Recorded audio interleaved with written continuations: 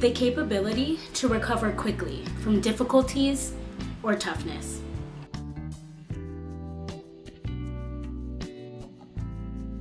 Hey everyone, and welcome back to the Fortitude Fix. If you're watching this video, you are here for day 1 of the 7 days of fortitude. And today's word, resilience.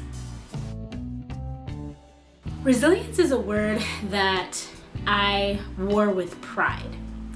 It is a word that was bestowed upon me by the adults around me who knew my story.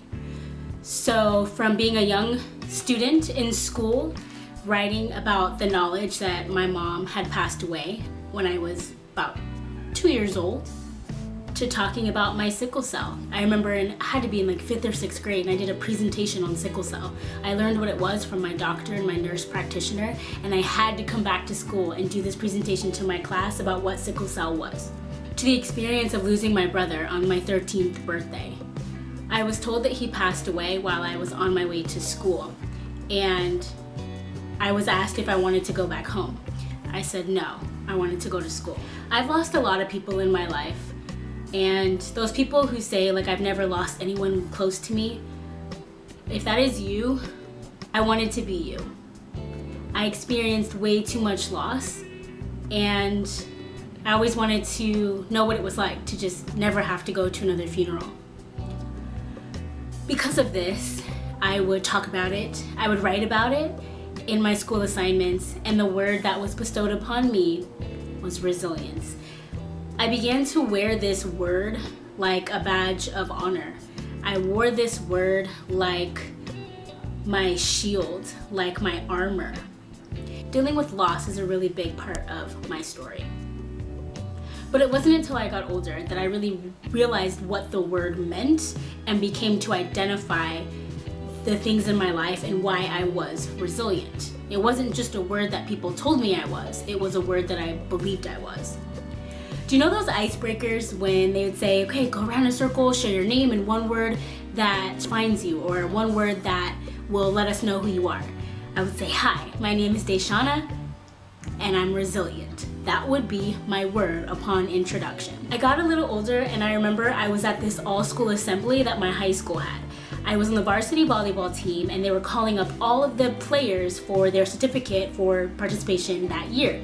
They called my name, I walk on stage in front of the entire school, the entire student body, faculty, teachers, everybody, and what do? I fall. I trip and fall. Literally the entire building said, ooh! And then what did I do? In true form, I got up and I yelled, I'm okay, to let everyone know that I was okay. I walked up the stairs, got my certificate. It wasn't until a very significant death that I realized I wasn't okay.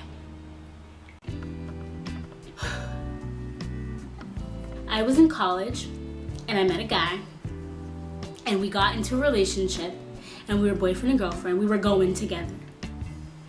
It was 1 year to the day of our anniversary, 1 year, that I got a call that he had been shot and killed in a town about 30 minutes away from where I lived.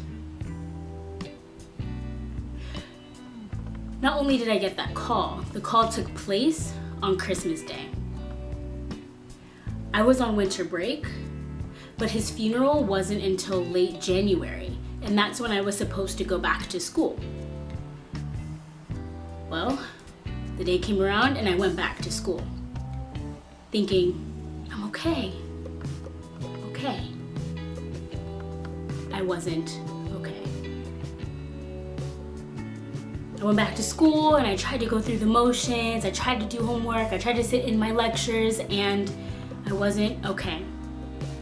So yes, I was able to pray about it, but I also sought help from my school's counseling services. I got signed up, I saw a counselor, and I began to speak about why I wasn't okay. The definition, secondary to the one I shared at the beginning of this video, the ability of a substance or an object to spring back into shape. So when I thought about resilience and why I identified with that, I kind of thought of a metaphor of a rubber band. You can stretch a rubber band as much as you want. Put it on things, take it off of things, but as soon as you take it off, it looks just like it did when you put it on, no matter how much it had been stretched. The death of my boyfriend way back then, and going to see my counselor, realizing I wasn't okay, I wasn't a rubber band. I wanted my story to mean something. All of these experiences, the losses of all of these people I loved, it had to mean something. Looking back on all the things I've gone through, I always said, and I still say to this day, all of these things have to be for something. I went through this for a reason. Part of it is that I'm here to share this with you, and hopefully you can look at your own story and figure out how that can be shared to change lives also. I'm not an object or a substance. I'm a human being with real feelings, real emotion. And yes, although I do still kind of love that word resilience, there's no way that I could have gone through all of this just to turn back to how I was before. There's no way. I can't walk away from all of those things unchanged. So although resilience is a word that was bestowed upon me and a word that I identified with so much of my life, I love this word. It got me through a lot. I pay respect to this word. However, there's another word that I think really encompasses my journey. Be sure to come back tomorrow for day 2 of the 7 Days of Fortitude. I'll see you then.